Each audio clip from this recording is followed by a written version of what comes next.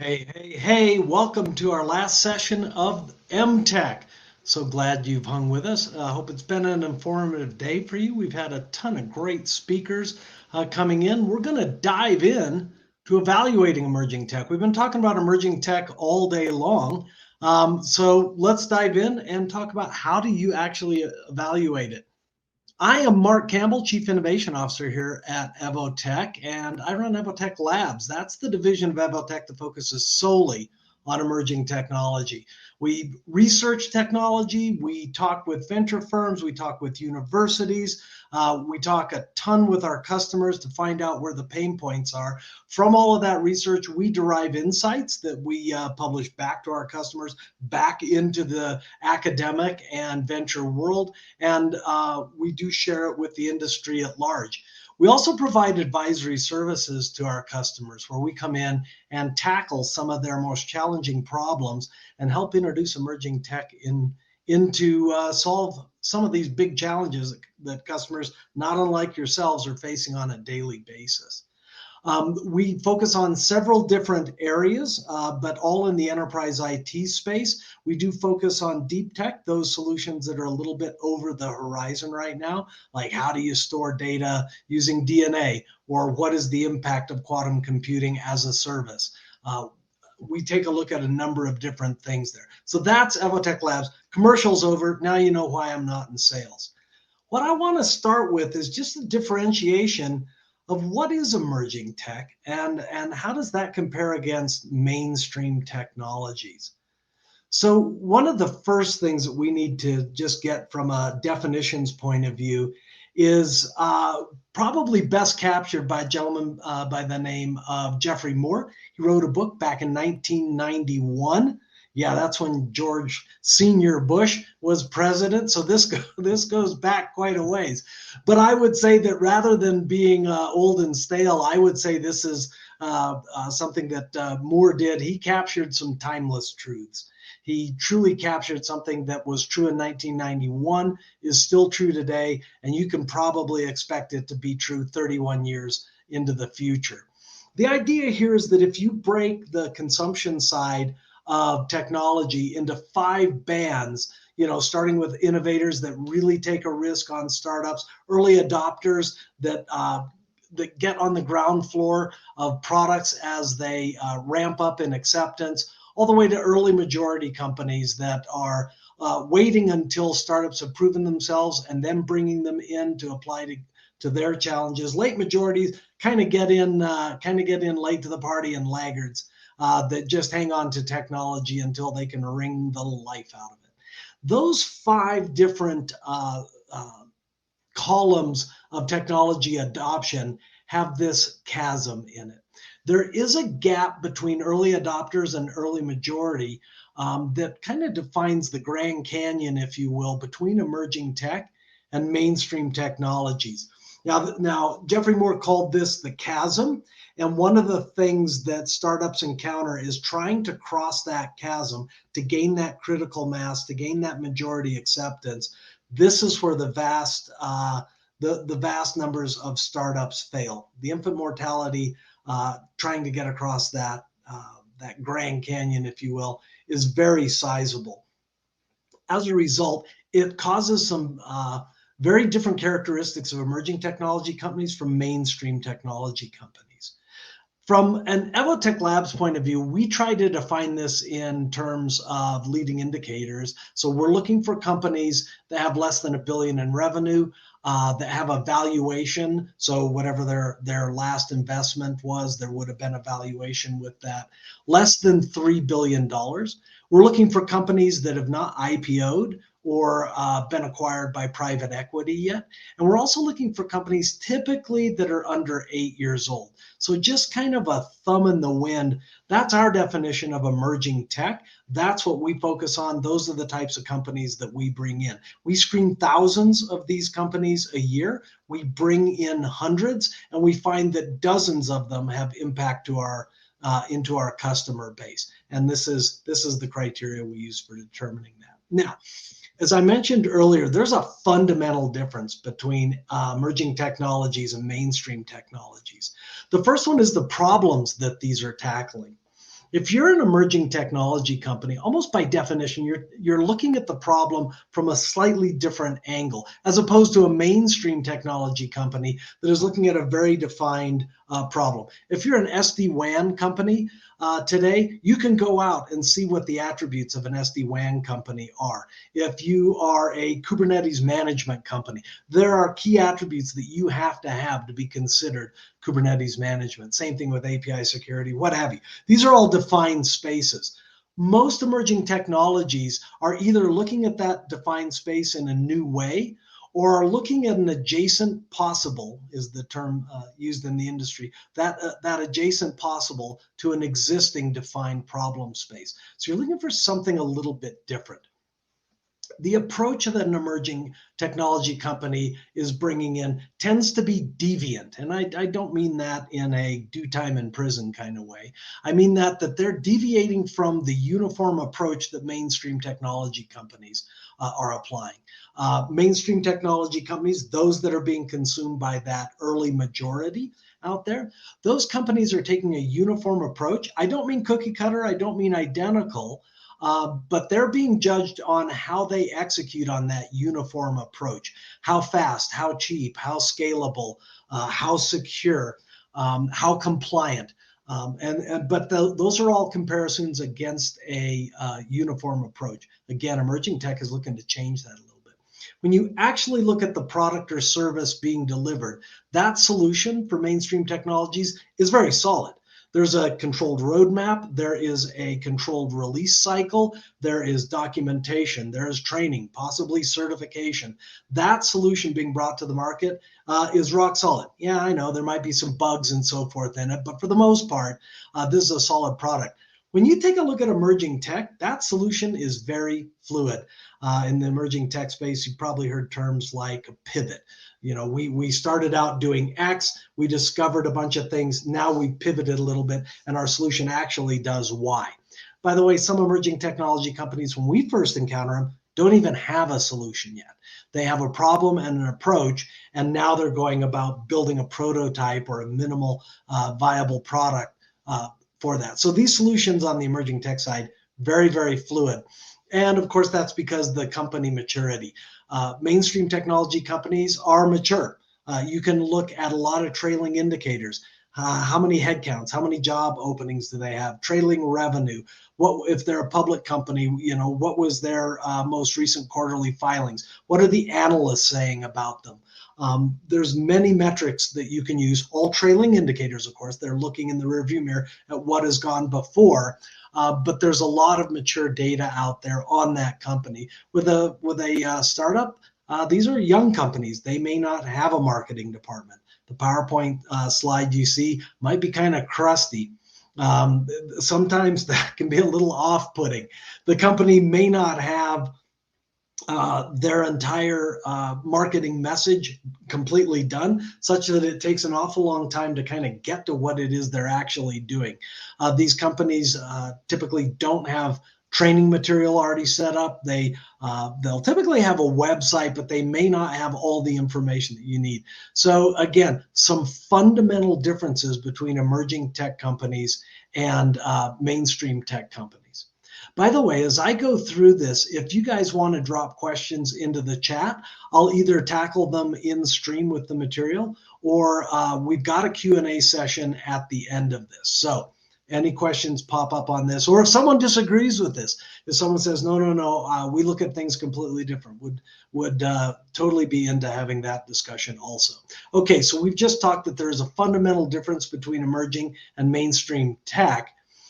The main thing we want to dig into is, how do you evaluate this? Now, there are a lot of methodologies, techniques, templates, documentation that dive into how to evaluate mainstream technologies.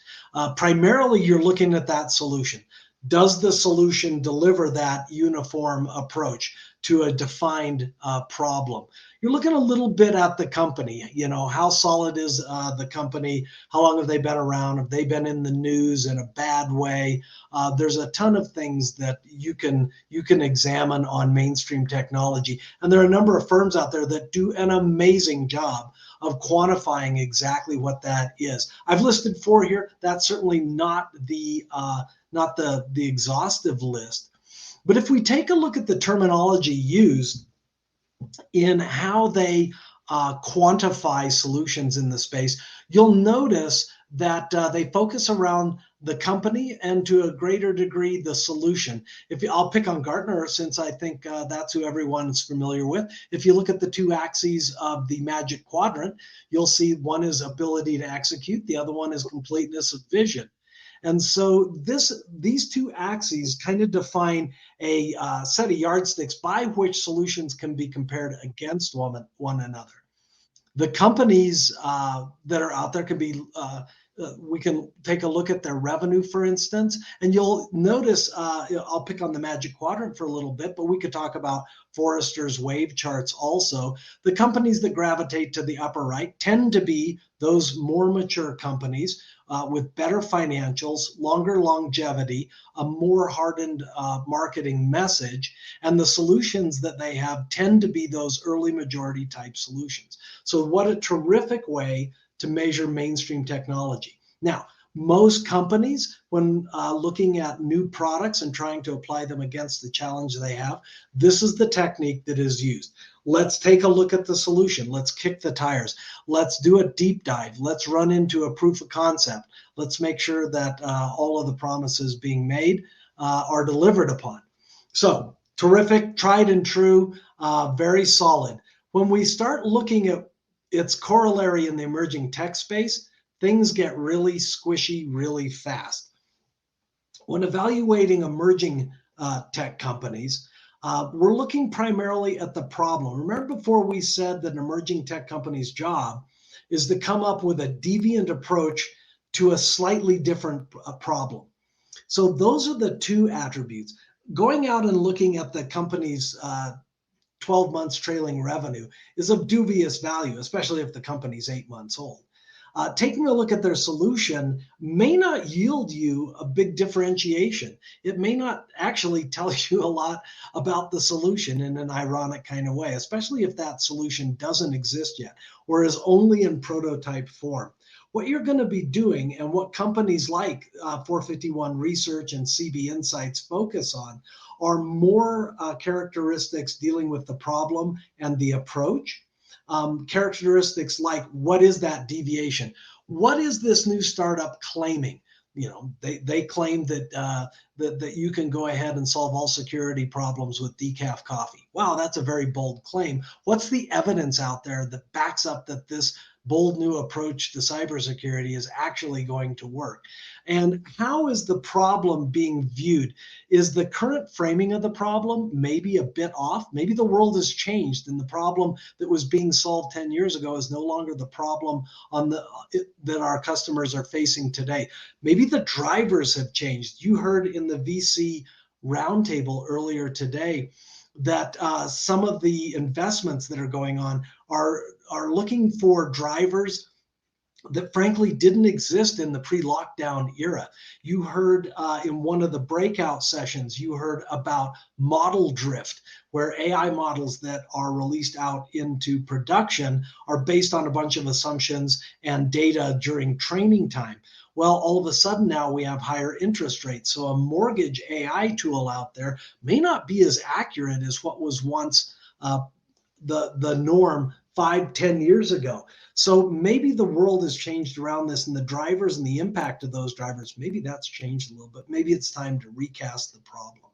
So certainly companies out there looking at that problem and approach, companies like, and I'm mentioning again here too, there are many more out there. And of course, EVOTEK Labs, where I work, these are the frameworks that we use to evaluate emerging technologies.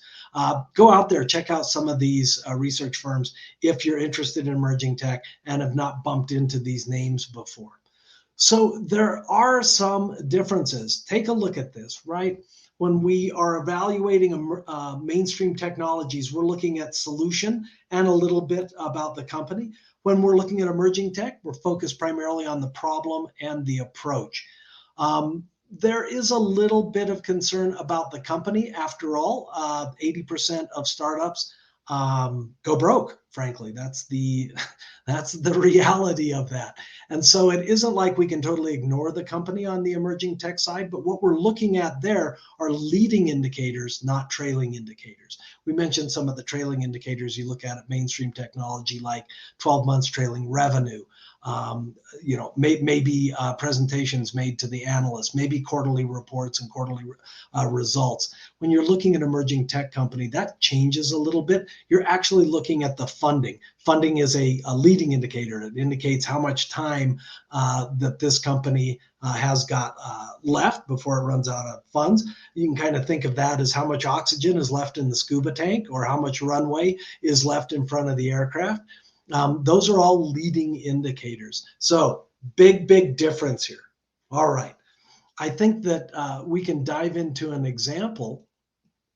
Let's pick an example. I'm going to intentionally pick an example here that is not from the high-tech industry, from the enterprise IT space. I'm going to pick something over from the healthcare side, just because I would hate to pick on a space and have some of our sponsors or startups jump in and say, you've totally mischaracterized this. So I'm going to pick something maybe a little bit safe and an area that I am a complete neophyte at. So bear with me if you happen to be a malaria scientist out there and I get some of this wrong, just grant me a little bit of grace. But we're going to talk about fighting malaria. And we're going to talk about a mainstream technology that's out there today, analyzing the problem. The problem is quite straightforward. There are 400,000 deaths per year due to malaria. That is unbelievable. That is every year on year for many decades now. Now, the approach that is commonly used today to fight malaria is antimalarials. There are a number of different commercial and chemical names for this, but the point here is that these solutions are relatively cheap, widely available. They're quite effective. So far, so good. There are a little bit of drawbacks here, namely that the parasite that causes malaria is becoming a little more drug resistant to these antimalarials out there. And there are some side effects. So it is not that, wow, we have the solution, malaria is cured. So there is some concern. But if we take a look, now we're doing that mainstream tech evaluation. So looking at the company is very key. One of the leading companies out there that makes Plaquenil is a company called Sanofi, number 303 on the Global 1000. They haul in $46 billion a year from their various products. So the odds of them being around next year, very high. The odds of them having many clinical trials, clinical studies, the ability to improve on Plaquenil as an example, very high. So completeness of vision, to use the Gartner term, and ability to execute off the charts. So we're looking at at a mainstream technology here by a mainstream technology firm. Very interesting and compelling discussion around antimalarials. However, there still are 400,000 deaths per year. So let's look at an emerging tech approach to this. Now, because we're going to analyze the problem in a lot more detail here, we need to go a little bit deeper than just the 400,000 deaths per year. We need to take a look and say 400,000 deaths per year is still very high. So there's something non-perfect about antimalarials. And one of the drivers, we talked about drivers and impacts earlier, one of the drivers of that 400,000 deaths per year is 229 million cases per year. Now that is a staggering number. That is that gives one pause, especially when 94% of them are out of the continent of Africa. That is a ton. This is all caused by a mosquito-borne parasite. And we mentioned earlier that those antimalarials are getting less and less effective.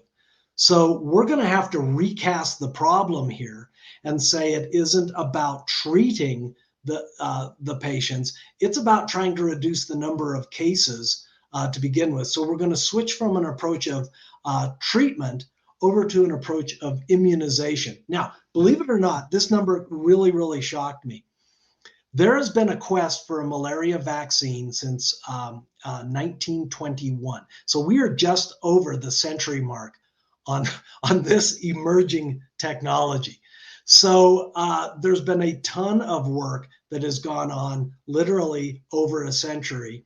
And we just recently got the first effective malaria vaccine based on some recent breakthroughs. So the idea here is that we're going to come up with a vaccine that attacks the parasite that is delivered by the mosquito.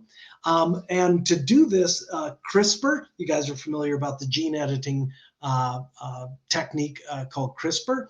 CRISPR was used to actually take proteins out of hepatitis B and put that inside of a vaccine for malaria. Now, as more of a bits and bytes type technologist rather than a genes and splicing technologist, this kind of freaked me out a little bit when I first heard about this. Holy cow, hepatitis B, that's nothing to play around with. So, the idea that we can take some of the hepatitis proteins and place them into the genetics of a vaccine to go fight the parasite truly is a approach that deviates from the century of research that's gone before.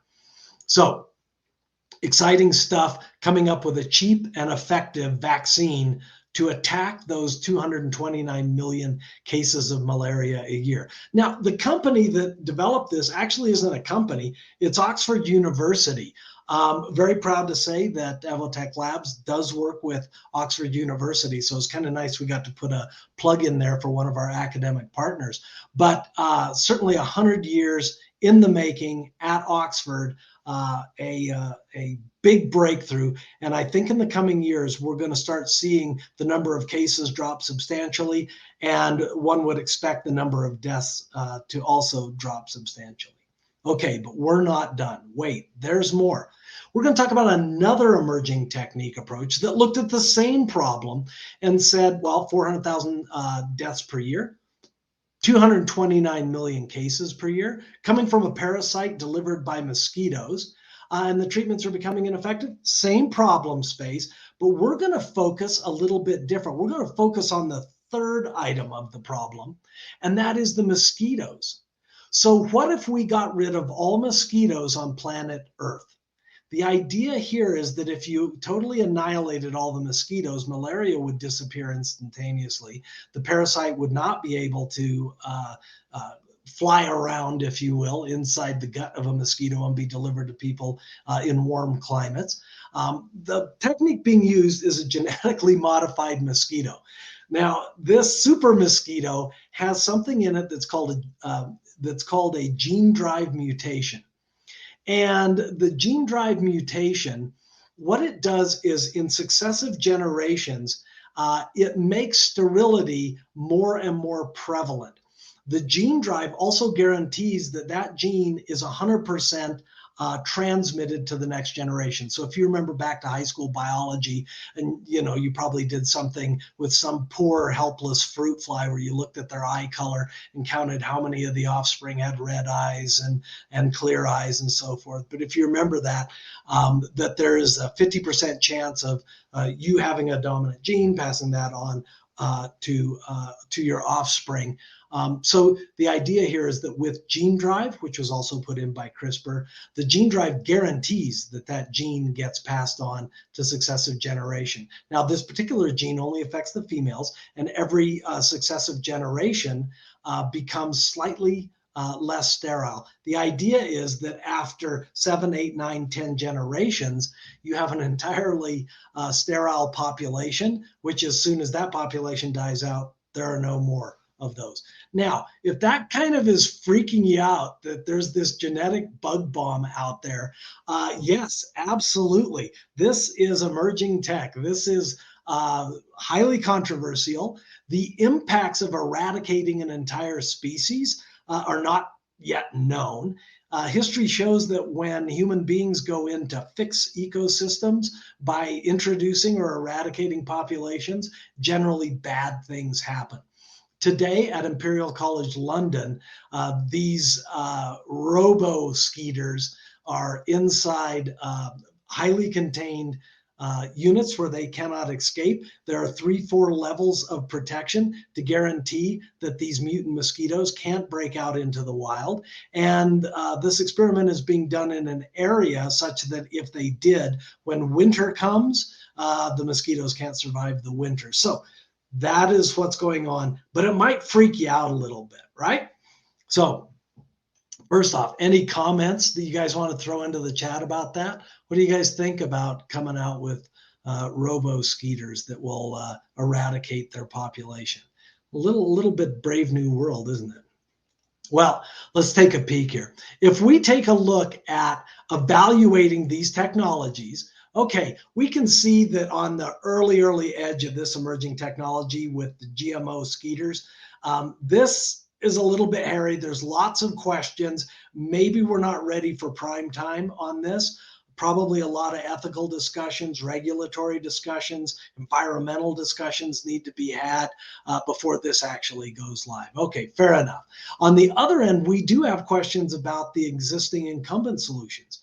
With drug-resistant parasites out there, it might be time to take a look at a different way to solve this problem. And right now, the best hope that we have out there is the malarial vaccine that is currently out there. So that's currently how these 3 solutions stack up. We've got some edge ones that maybe are of dubious value, but the malaria vaccine seems to hold the most promise for dropping that death count. Now, we're going to do a counterexample. What we're going to do here is we're going to apply the mainstream techniques of evaluating technologies, namely focusing on the solution in the company, and we're going to apply it to our winner that we just identified, the malaria vaccine. So we're going to purposely cross-thread this nut and bolt here. We're going to oversimplify the problem and look at just solving the 400,000 deaths out there. Our approach, we're not going to dive into it too much. It's the malaria vaccine. Okay, now let's start taking a look at the actual solution out there. It is cheaper than anti-malarials out there. That's a good thing. It's only 80% effective. What? If I jumped out of an airplane with a parachute that was only 80% effective, I'm fairly sure I wouldn't jump out of the airplane. More testing is needed. These are early days. The initial results are showing that 80% effectiveness might be improved. More testing is needed. I should point out the last generation of malarial vaccines were 25 to 30% effective. So 80% effective on one hand is quite good. On the other, from a global point of view, that is not a very effective vaccine. So this solution so far is not looking terribly good. No one's manufactured this at scale. I mentioned 229 million cases. How many vaccines do you think that you would need? You would need in the billions of vaccines. And we haven't really manufactured this at scale yet. It also requires a distribution network. The WHO has a distribution network for vaccines. We saw over the past 2 years that depending on the country, there's some fits and starts to that approach. The company, Oxford University, I don't know how to look at trailing revenue for Oxford University, but they don't have manufacturing plants or distribution hubs. So they're going to require a bunch of partners that are going to have to come alongside that. They are a 1,000-year-old educational institute. I'm not really sure how to quantify their effectiveness at solving problems like that, other than to say they will probably be around hundreds of years from now.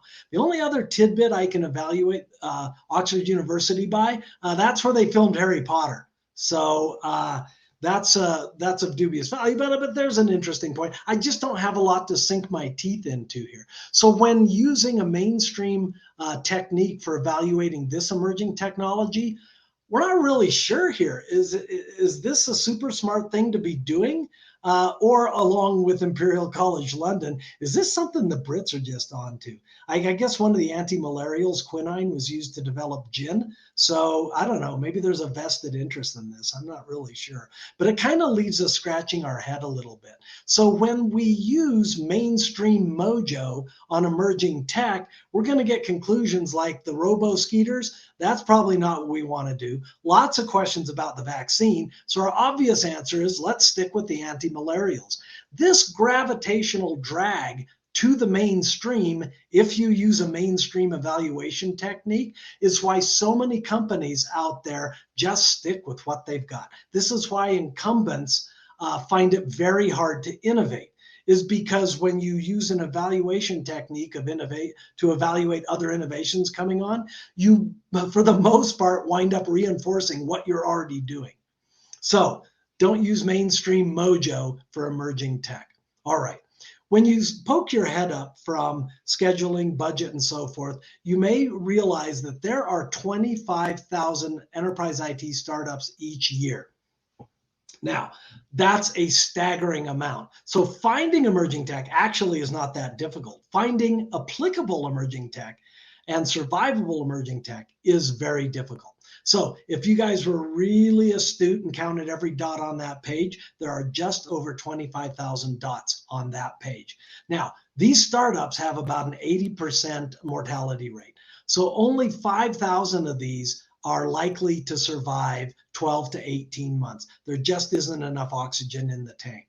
Now, of those, 500 of them will impact our industry. So they're going to wind up going to market, being consumed, turned into successful products. For your particular company, you would be very lucky to find 50. Now, look at that. That culling down from 25,000 to these few dozen that will be impactful in disrupting your particular market, that is a daunting task. So how exactly do you start? How do you actually go about doing that? Well, we're going to go to the races. Okay, there's an analogy between horse racing and horse race betting and trying to identify startups. So I know that sounds wacky. Bear with me here. So there are a couple different strategies about betting on horses. The most obvious one is don't bet on horses.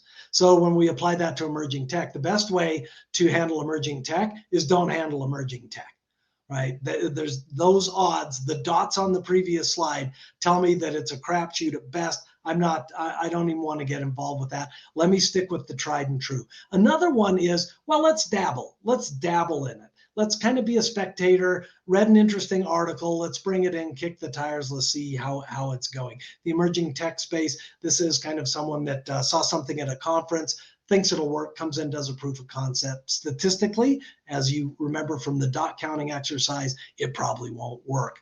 But there's a gambler out there that has a hot tip. My buddy just went over to company XYZ. I talked to her and she says it's a house on fire. It is the next best thing, sliced bread, everything. Let's grab that hot tip and let's run with it. There's another strategy, and that is to be a handicapper. Watch all of the horse races, watch all of the horses, spot the trends and the tendencies in the tracks, in the breeders, in the horses, and actually start to handicap things. Now, that is the only winning formula when it comes to emerging tech. So when we go to find emerging tech, my advice would be to find a handicapper out there that watches the entire industry, that watches all 25,000, that doesn't go and try to pick that winner, that doesn't start with the 25,000, pick a handful of them and go, I bet that's who's going to win, right? They're the ones that pick the losers. Hey, look, the trend is right now moving towards Kubernetes, moving towards the cloud, moving towards zero trust security. Those are the trends. I can't tell you who's going to win that, but I can tell you the ones that buck that trend are the losers. And so when we spot those trends and are able to act upon that, that's what a handicapper does. Now, if you're at a large enough company, you may have a group that does that handicapping. If you don't, I would suggest there are some companies out there that do this. Obviously, I'm biased. EVOTEK Labs, this is what we do. But let me go ahead and just open this up for questions right now. Do we have any questions?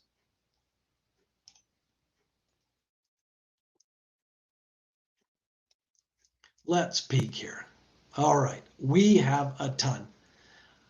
Let's see here. Comment, by the way, on the mosquitoes about killing them all. So what is the main reason executives should look at emerging tech over mainstream technologies? This is from Matt Schufeld. Is it core versus non-core capabilities differentiate for their business, cost, savings, etc.? Yeah, what a terrific question. What I would suggest is that executives need to go ahead and take a look at emerging technologies when they're trying to differentiate from the competition. I'll say that the negative way. If you're not looking at emerging tech and trying to find those 50 that are going to change your market, your competition is. And I'm not saying they're all going to find it, but they are going to, in going through the exercise, they are going to be taking a chance that they do. And your competitors that do find this, if they're recasting the problem, and to Matt's question, and if it is core to your industry, this is a big problem for you if you're trying to combat that with mainstream technology. Now, I'm not saying mainstream technology is bad, terrible, or it is something to be avoided. It's what runs the world. Mainstream technology is what most of our companies that we work for are built upon. But when you're looking to innovate, my first suggestion would be don't look at mainstream technology for innovation. Look at someone that's recasting the problem. Look at someone that's taking a deviant approach. And once you've identified what those are, go out, find a handicapper, and find someone that in the startup world is playing exactly to what you've already spotted. That seems to be the winning formula. And when we look at our customers, many of who are on this call, when you look at those that have disrupted their markets, that's the technique that they've used. Got another one coming in. How would you consider the risk-weighted return on investment, or how much does emerging tech need to be? Well, risk is certainly there. Along with greater promise, there's greater risk with emerging tech. I mentioned earlier, if you're looking at a particular startup and they're not one of the handful that winds up surviving, it may be an exercise in futility. That is a real risk. Certainly having a handicapper point you in the direction of startups that have leadership that's done this before, has enough oxygen in the tank to get there, has a deviant approach that goes alongside the trends that the market is indicating, is leveraging some new breakthrough technologies that not just have a claim, but also have evidence backing them up. That is one way to greatly reduce that risk. Now, the return, I would say that if you're looking for an emerging technology to revolutionize how email is delivered, may or may not be of industry disrupting magnitude for your particular area. However, if you are in the communication business, that really could. So it kind of depends upon what technology you're looking at. Let me give you an example. One area that we've seen become prevalent, this is trend spotting again, recently, is the advent of secure browsers. Now, I understand every browser out there says they're secure, but the number of ransomware attacks and phishing attacks and so forth that and bogus links and scams that are out there indicate that that's secure with a little s. There are new companies that are going out there that are looking at a deviant approach to coming up with browsers. How do we have browsers? How do we run applications in them? How do we make them secure? Now, that's an environment that stripes across every company that is out there. And so evaluating that as a preventative measure for your company at large is certainly a challenge out there. There are other companies that are looking at pinpoint emerging technologies where they're actually looking at, I'll make up an example, quantum key distribution to use as an encryption technique because they happen to be a telco. And if they can get this figured out, they're going to be able to deliver quantum safe communication. That's very specific. So I would say that return on a specific example is going to be very high. The risks are also going to be. The same thing is true with a general type of emerging technology, like say a browser. The returns may not be in dollars to your bottom line, but the risks are also going to be fairly straightforward. So I hate to give the consultant's answer of it depends, but it does depend. Okay. We've got one here that says, how does EVOTEK Labs go about evaluating the efficacy of new technologies and solution? It's one thing to be excited about a startup that's disrupting a particular tech space, and another find out how well that startup actually is able to execute in that space. Absolutely the case. Totally correct. There have been some absolutely stunning startups that when I first saw them, I just got very, very excited.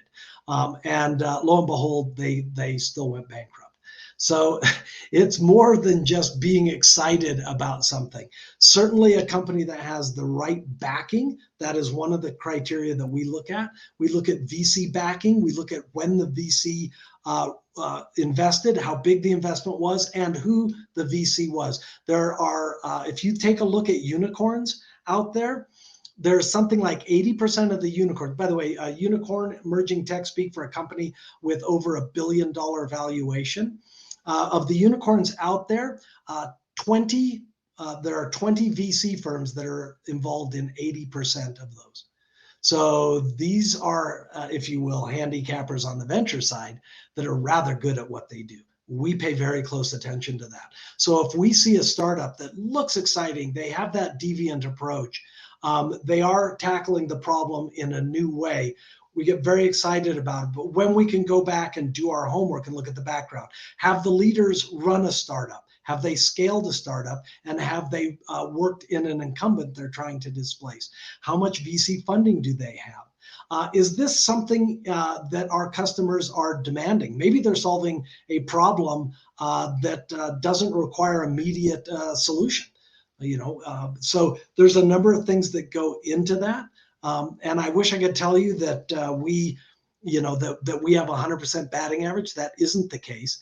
At the VC roundtable, you heard Shruti talk about the anti-portfolio quotient, right? How many companies did you miss? We track that quite a bit. Once in a while, we'll discover a company that didn't hit our radar until after they were a unicorn. We go back and take a look at the criteria that we're using. We do find holes and we go about correcting it.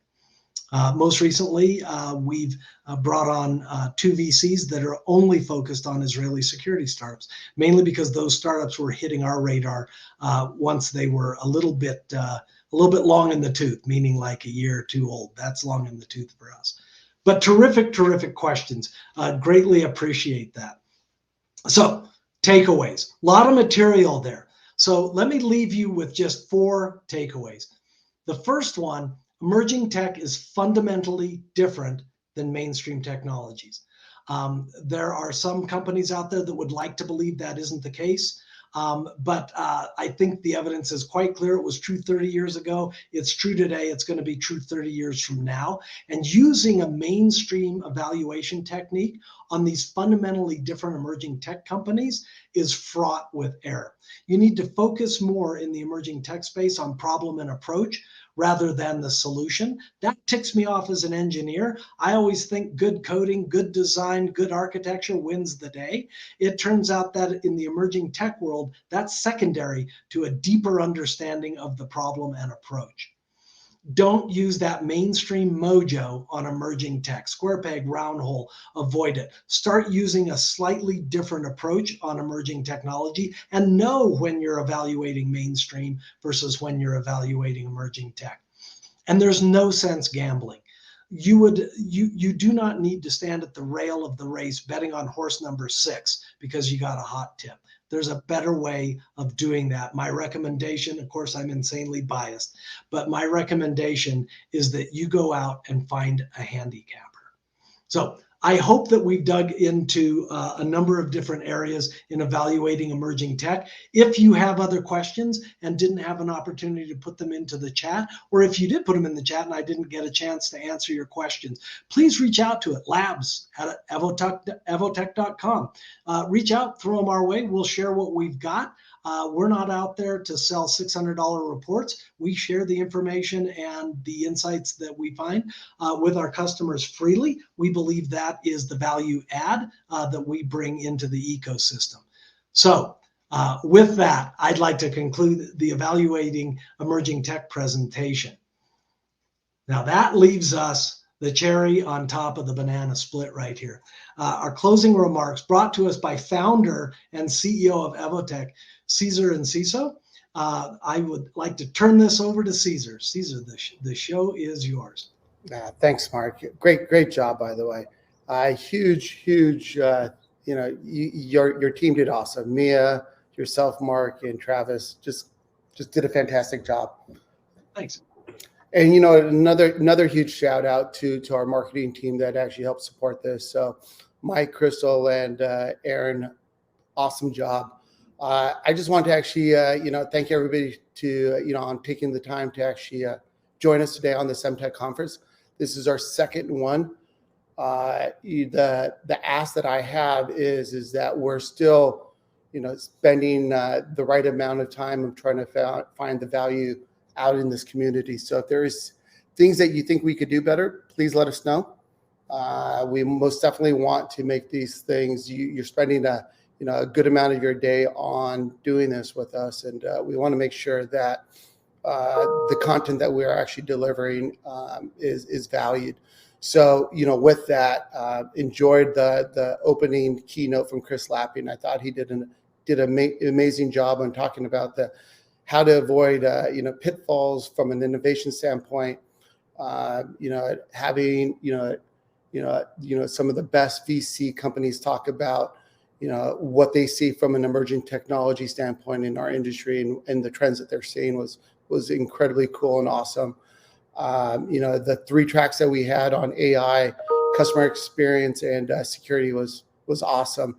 My favorite part was Teresa and Abali hosting and being part of the accomplished women in technology, and the stories were awesome, and talking about community is very close to me, and obviously hearing from Mark Campbell is always great.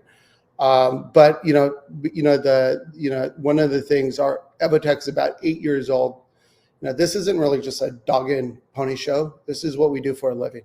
Our advisory services, our emerging technology is our passion. This is what we do every day at EVOTEK. So I wanted to actually thank everybody for taking the time. If there are things that we could actually help with, please let us know. And I just want to say a big thank you. And take the time and give us the feedback so we could make these events better in the future. So thank you, everyone.